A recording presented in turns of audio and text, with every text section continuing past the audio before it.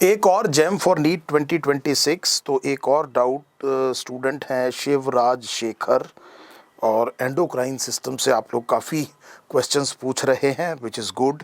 Function of cortisol and its effect on different physiology and metabolism of different macromolecules.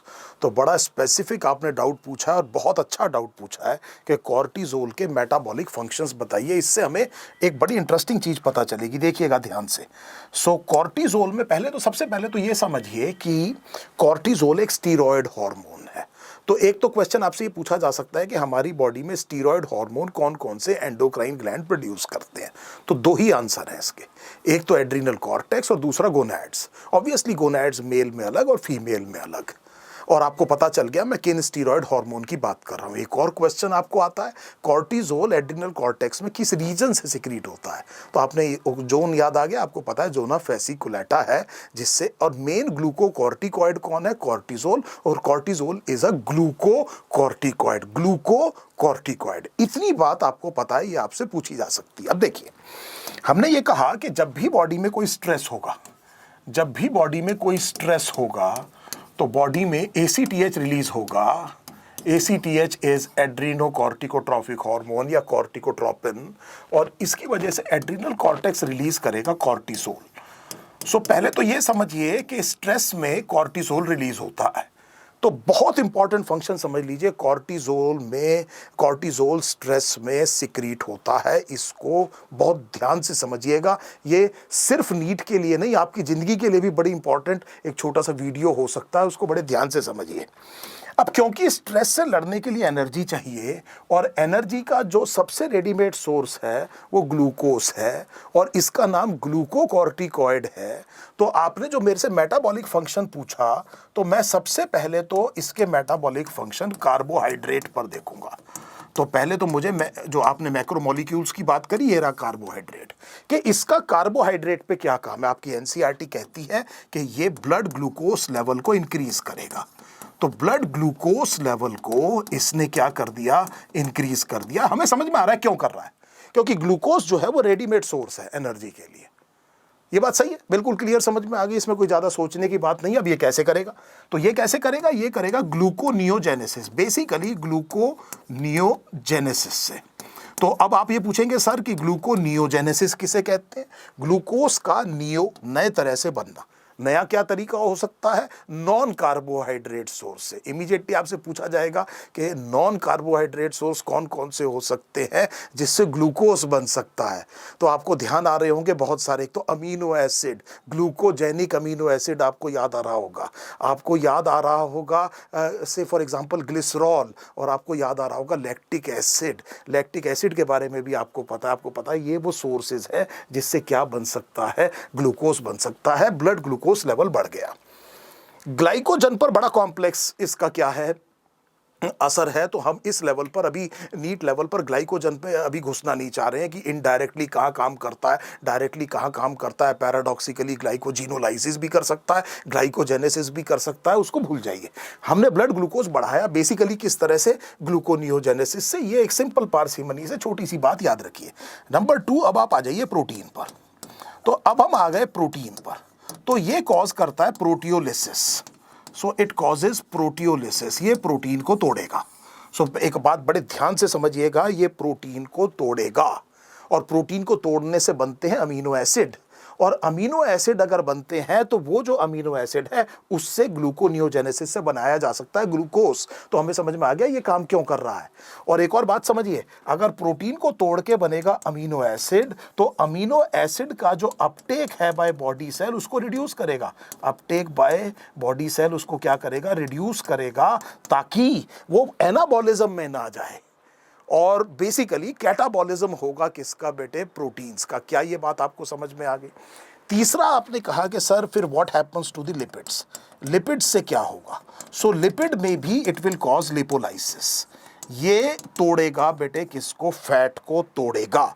तो आप बड़े ध्यान से देखिए, ये लिपोलाइसिस भी करेगा और फैट को तोड़ेगा। अगर कॉर्टिसोल बहुत ज़्यादा होगा तो स्टोर्ड फैट टूटता है, स्टोर्ड फैट टूटेगा तो फैटी एसिड बनेंगे, वो फैटी एसिड सर्कुलेट होंगे, बॉडी में फ्री फैटी एसिड बढ़ेंगे और वो जाकर के बॉडी के अपर पार्ट में डिपॉजिट हो सकते हैं। सो जैसे फेस पर डिपॉजिट हो गए, और जैसे फॉर एग्जांपल ऐसे अपर टॉर्सो पे आकर के क्या हो गए, डिपॉजिट हो गए। इस तरह का काम हो सकता है, चांद की तरह का चेहरा और भैंस की तरह का टॉर्सो, बफेलो टॉर्सो। सो मेरा मतलब ये है कि ये ऊपर इस तरह से गोल गोल सा ये डिपॉजिशन होता है, ये कॉर्टिसोल में ऐसा हो सकता है। तो ये बात हमें अच्छे से समझ में आ गई।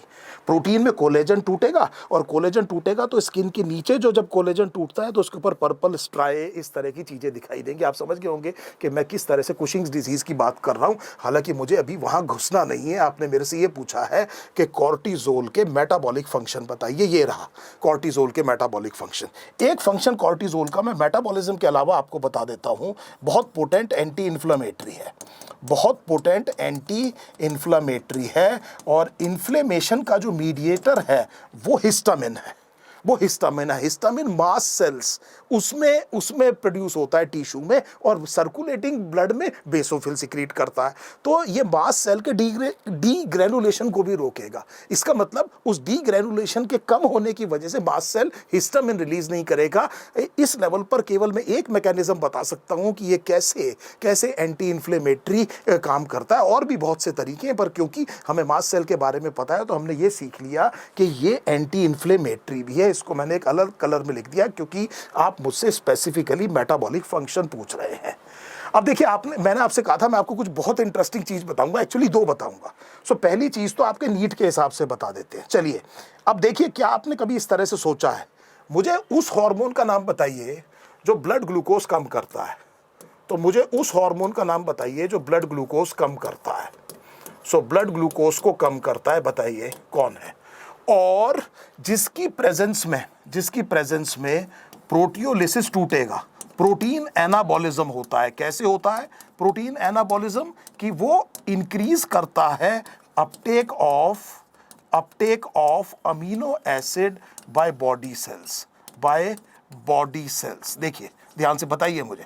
तीसरी चीज मुझे ये बताइए कि वो कौन सा हार्मोन है जिसमें एक्सेस ग्लूकोज कन्वर्ट हो जाता है फैट में और एडिपोज टिश्यू में डिपॉजिट होता है, और वो फैट को स्टोर कराता है और उसे टूटने पे रोक देता है। मैंने तीनों फंक्शन साइड में लिख दिए हैं आपके। यहां देखिए, ग्लूकोज बढ़ा दिया, यहां कह रहा हूं घटा दिया। यहां बताइए प्रोटीन तोड़ा, मैं कह रहा हूं बनाने में मदद किया। यहां बताइए फैट तोड़ा, फैट को डिपॉजिट करा, स्टोर करा। तीनों फंक्शन बिल्कुल उल्टे। ये हार्मोन बताइए। केवल अगर आप इसकी बात करेंगे, आप अगर कहेंगे कि इंसुलिन का एंटागोनिस्ट एक्शन कौन है, तो ब्लड ग्लूकोज बोलिए कम से कम कि किस एक्शन की बात कर रहे हैं, तब उसका आंसर क्या है बेटे, ग्लूकागन है। लेकिन अगर मैं तीनों की बात करूं तो ये जो हार्मोन है ये बेटे इंसुलिन है। एक तो इंटरेस्टिंग बात मैंने आपको ये बताई। दूसरी बात ये देखिए बेटे, मैं बार बार एक बात कहता हूं कि एक बड़ी इंपॉर्टेंट बात ये कही गई है कि स्ट्रेस बहुत खराब है, और क्रोनिक स्ट्रेस बहुत खराब है। आपको वजह सामने दिख रही है। तो आपको ये दिख रहा है, अगर कोई बहुत ज्यादा चिंता में रहता है तो समस्या समझ लीजिए उसकी समस्या समझिए कि उसकी बॉडी में ये टूट रहा है बेटे, क्या, प्रोटीन। और अगर प्रोटीन टूट रहा है तो प्रोटीन के फंक्शन आप खुद याद कर लीजिए। और एक प्रोटीन का नाम मैं आपको बता देता हूं, वो है ग्लोबुलिन।